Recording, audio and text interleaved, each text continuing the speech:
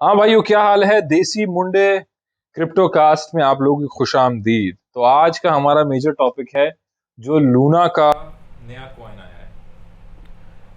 Luna सी। Luna Luna सी Luna सी। कू coin में trading भी शुरू हो गई है उसकी। हाँ, क्यू कॉइन में बिटरू में ट्रेडिंग शुरू हो गई है, लेकिन तुम लोगों का इसके ऊपर क्या तबसरा है? क्या लगता है तुम लोगों को, क्या सीन है?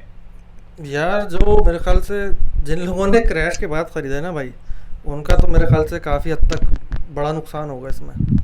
इसमें बड़ा नुकसान होगा। हाँ, क्योंकि जो नया टोकन मिलेगा उसकी क्वांटिटी बहुत कम मिलेगी, हाँ, ये तो है। तो उनके तो लग गए।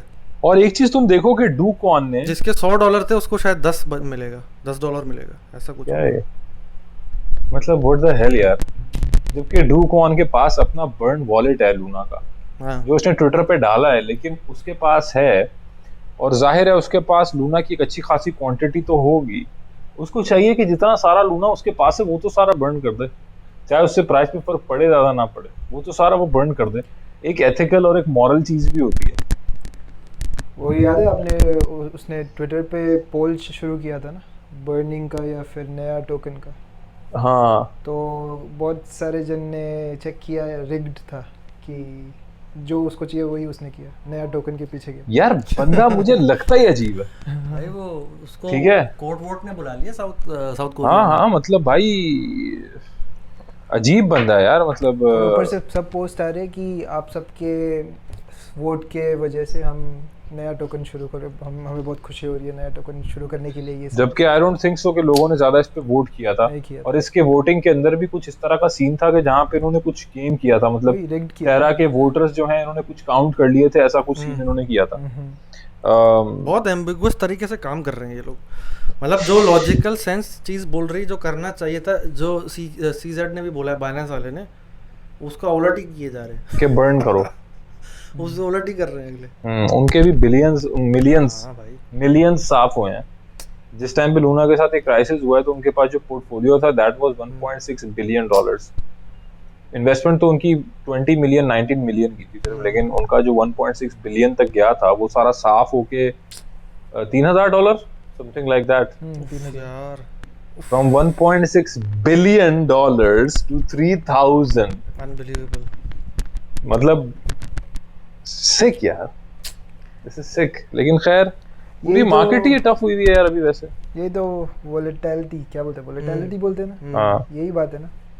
ये तो वॉलेटिलिटी से भी आगे चला गया भाई। क्रैश में चला गया। मार्केट यार देखो इतने टफ पोजीशन में थी, इतने टफ टाइम में थी, और उस टाइम में मार्केट के साथ ऐसा होना ना, दैट इज वेरी सैड। बहुत ही सोच समझ के किया गया है। जिस टाइम पे लूना ने यूएसटी टोकन्स को विड्रॉ किया है कर्व फाइनेंस से, यूएसटी को उन्होंने सेल ऑफ किया है, बिल्कुल उसी टाइम पे एक वॉलेट ने, वेल वॉलेट ने इथीरियम के बहुत बड़ा यूएसटी मार्केट में डंप किया एट द सेम मोमेंट।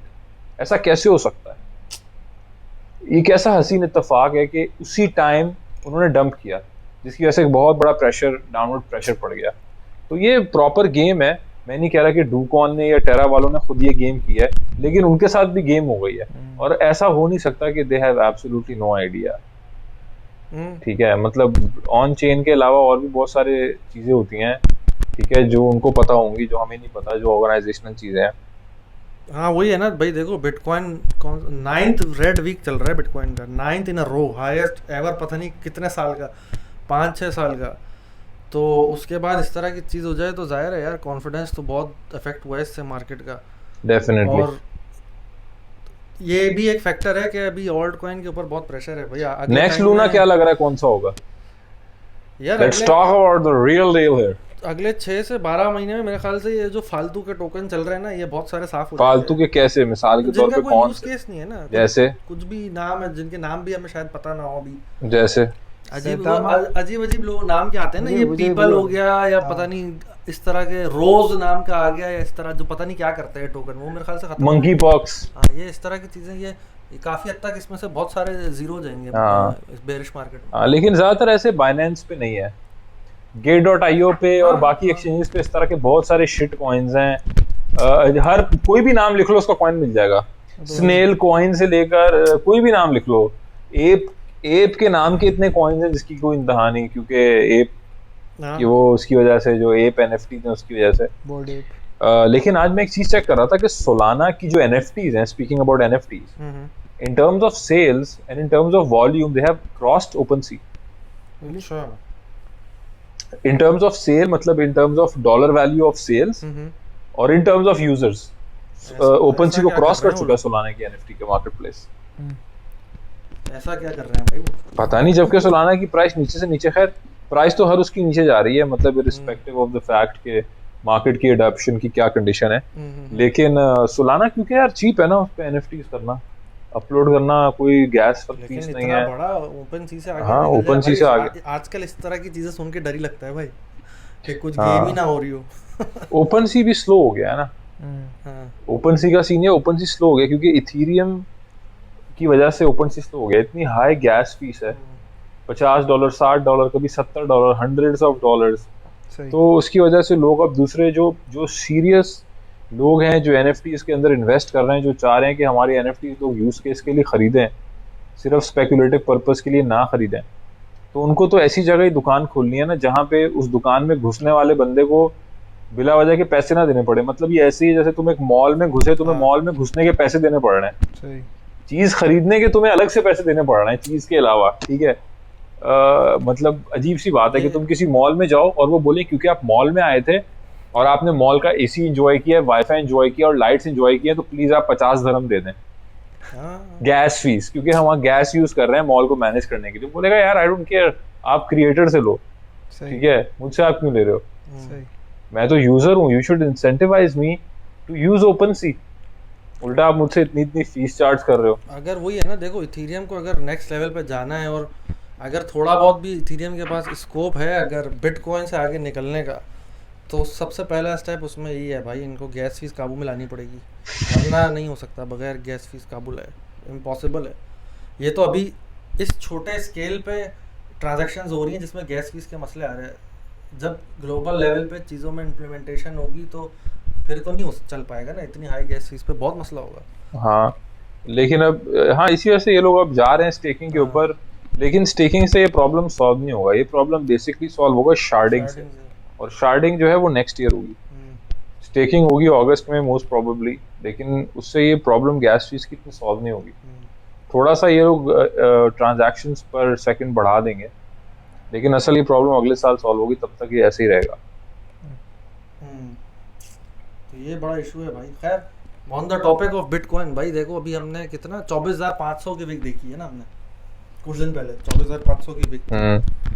तो क्या लग रहा है कि अभी क्या चांस है भाई दोबारा 25,000 जाने का?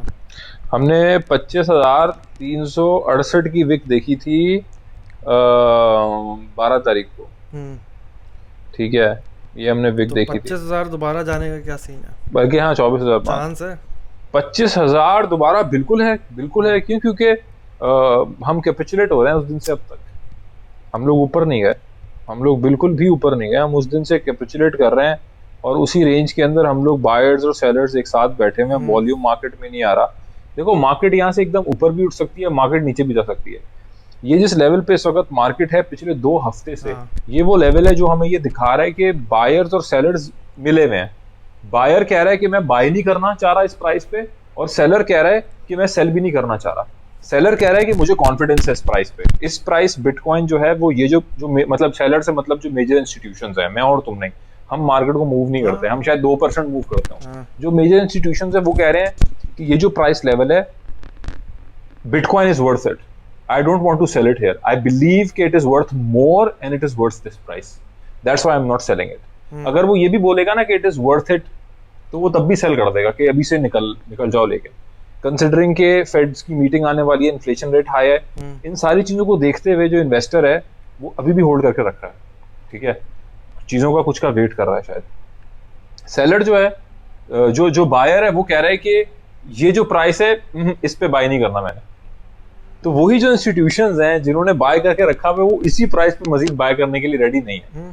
या जो बड़े मूवर्स हैं मार्केट के, जो मार्केट्स को मूव करते हैं, उन्होंने इसको यहाँ पे रखा हुआ है ठहरा के। किस चीज का वो वेट कर रहे हैं exactly no one can tell, लेकिन एक मैक्रो इकोनॉमिक पिक्चर के अंदर they are waiting for inflation data of the month of May, I think so. वो देखेंगे कि क्या इन्फ्लेशन डेटा निकला है, क्या 8% से हम नीचे गए हैं, क्या बेहतर हुआ है नहीं। अगर तो बेहतर हुआ है, that would at least give us some kind of a hope कि चलो इंटरेस्ट रेट अब बढ़ेंगे नहीं, शायद सेम रहें, ठीक है, या बढ़ेंगे तो उतने नहीं बढ़ेंगे, तब मार्केट में थोड़ा होपियम आएगा और मार्केट शायद थोड़ा यहाँ से पिक करे, इंस्टीट्यूशंस बोलेंगे घुसो ताकि जरा ऊपर से निकले हम जब नेक्स्ट टाइम निकलें, ठीक है, और प्रॉफिट जनरेट करके। तो ये अभी इस वजह से मेरे ख्याल से मार्केट स्टक हुई है। फिर रशिया यूक्रेन वॉर की भी कंडीशन है जो कि अटकी हुई है, बहुत सारी चीजें दुनिया में अटकी हुई हैं यार, ठीक है, सिवाय इन्फ्लेशन के जो ऊपर से ऊपर जा रही है। तो ये सारी चीजें मेरे ख्याल से जिस वजह से बिटकॉइन इस वक्त अपनी जगह पे ठहरा हुआ है और ऊपर नहीं जा रहा, क्रिप्टो मार्केट ऊपर नहीं जा रही, ऑल्ट कॉइन्स लीड कर रहे हैं। जो मुझे लग रहा है ना अभी जो सीन चल रहा है, यानी मैं अभी कल रात में भी चार्ट देख रहा था, ठीक है, कि 2 से 3 विक चाहिए बड़ी नीचे की साइड पे जिसमें भारी वॉल्यूम आए, उसके बाद जाके ही आगे बुल रन आ सकता है। अब वो एक विक आई है अभी 24,500 की, 2-3 और रहती हैं। दूसरा अभी बिटकॉइन का जो चार्ट अगर देखो खोल के तुम डेली पे, तो वो बिल्कुल बेरिश फ्लैग या बेरिश पेनेंट बन रहा है अभी, जैसे इससे ऊपर बन रहा था जिस वजह से हम यहाँ आ गए अभी। तो अभी 1-2 विक टाइट किस्म की आएगी, और ये जो है वो ख़ासतौर पे ऑल्ट कॉइन अभी बहुत डेंजरस है भाई मेरे हिसाब से। ऑल्ट कॉइन में बंदा घुसे निकला है, 3-4-5% बनाओ बाहर आ जाओ, क्योंकि अगर बिटकॉइन 5-10% नीचे आ गया तो ऑल्ट कॉइन तो 50% नीचे चला जाएगा। सही है, तो मोहतात रहने की ज़रूरत है भाई। ठीक है भाई, तो होपफुली आप लोगों ने एंजॉय किया होगा, और हमें अपने कमेंट्स में बताओ और किस चीज़ पर डिस्कशन देखना चाहते हो भाई। Thank you everyone. Thank you.